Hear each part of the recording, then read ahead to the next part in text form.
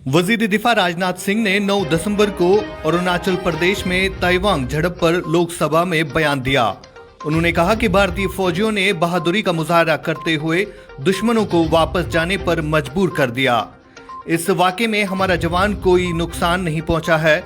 राजनाथ सिंह ने कहा है कि फौज के साथ तसादुम में भारतीय फौज का कोई भी जवान शदीद जख्मी या शहीद नहीं हुआ है। इलाके के लोकल कमांडर ने 11 दिसंबर को फ्लैग मीटिंग की और चीनी फौजियों को खबरदार किया। राजनाथ सिंह ने कहा है कि इस तसादुम में दोनों तरफ के चंद फौजी जख्मी हुए। मैं इस ऐवान को बताना चाहता हूं कि हमारा कोई भी फौजी हलाक या कोई शदीद जख्मी नहीं हुआ है। सबसे पहले सुनिए कि राजनाथ सिंह ऐवान में क्या कुछ कह रहे हैं। आदरणीय अध्यक्ष महोदय, मैं इस गरिमामयी सदन को अरुणाचल प्रदेश के तवांग सेक्टर में हमारी सीमा पर 9 दिसंबर 2022 को हुई एक घटना के बारे में अवगत कराना चाहूँगा। 9 दिसंबर 2022 को पीएलए ट्रुप्स ने तवांग सेक्टर के यांगसे एरिया में लाइन ऑफ एक्चुअल कंट्रोल पर अतिक्रमण कर स्टेटस को एक तरफा बदलने का प्रयास किया। चाइना के इस प्रयास का हमारी सेना ने दृढ़ता के साथ सामना किया है अध्यक्ष महोदय, और इस फेस ऑफ में हाथापाई भी हुई है।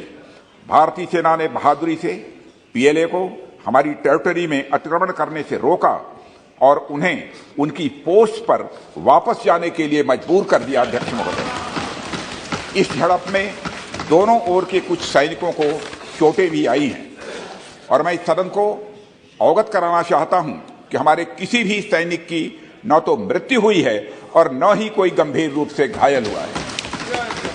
इंडियन मिलिट्री कमांडर्स के टाइमली इंटरवेंशन के कारण पीएलए सोल्जर्स अपनी लोकेशंस पर वापस चले गए अध्यक्ष महोदय, और इस घटना के पश्चात एरिया के लोकल कमांडर ने 11 दिसंबर 2022 को अपने चाइनीज काउंटर पार्ट के साथ स्थापित व्यवस्था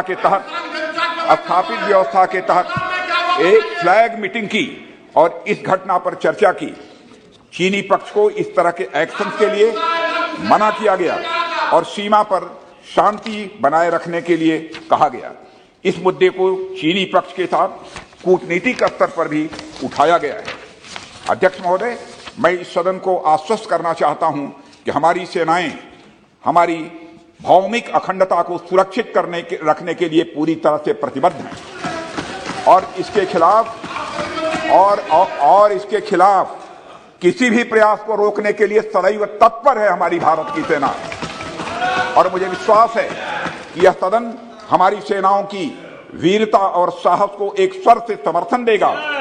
और अध्यक्ष महोदय, मैं पूरी तरह से आश्वस्त हूं कि यह संसद बिना किसी संशय के भारत की सेना की क्षमता, शौर्य, पराक्रम व प्रतिबद्धता का भी अभिनंदन करेगा। धन्यवाद अध्यक्ष महोदय।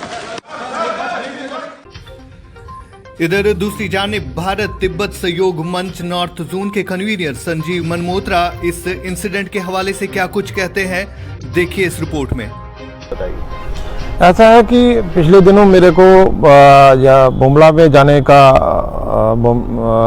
सौभाग्य प्राप्त हुआ, तो वहाँ पे हमने ये देखा कि हमारा जो वहाँ पे बॉर्डर है और चाइना का, तिब्बत का बॉर्डर जिसको हम कहते हैं चाइना का निकल, तो बिल्कुल वहाँ पे हमारी फौज और चाइना की फौज आमने सामने के चौकियों में आमने सामने है।